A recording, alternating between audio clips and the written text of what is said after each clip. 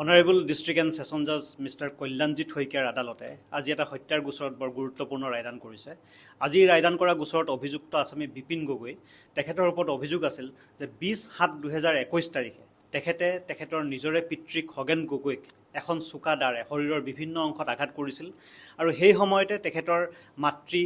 ধনী গগৈয়ে দেউতাকক বচাবলৈ চেষ্টা কৰোঁতে তেখেতো আঘাতপ্ৰাপ্ত হৈছিল আৰু এই ঘটনা সংঘটিত কৰি ঘটনাস্থলীৰ পৰা তেওঁ পলায়ন কৰিছিল আৰু পৰৱৰ্তী সময়ত জখমী খগেন গগৈক চিলাপথাৰ হস্পিটেললৈ অনা হয় যদিও চিলাপথাৰ হস্পিটেলে উন্নত চিকিৎসাৰ বাবে তেখেতক ডিব্ৰুগড়লৈ প্ৰেৰণ কৰে, কিন্তু ডিব্ৰুগড় চিকিৎসালয় গৈ নাপাওঁতে তেখেতৰ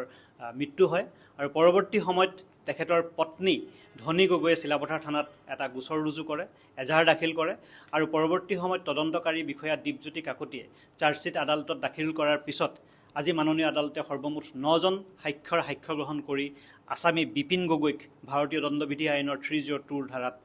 দোষী সাব্যস্ত কৰিছে আৰু তেখেতক যাৱজ্জীৱন সশ্ৰম কাৰাদণ্ড বিহিছে আৰু 10,000 টকাৰ ফাইন বিহিছে। 10,000 টকাৰ অনাদায়ে তেওঁ অতিৰিক্ত আৰু 1 বছৰ সশ্ৰম কাৰাদণ্ড খাটিব লাগিব।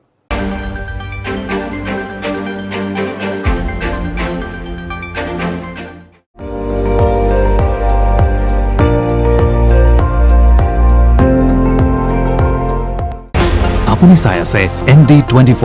সৰ্বশ্ৰেষ্ঠ নহয় সৰ্বোত্তমৰ দৌৰত।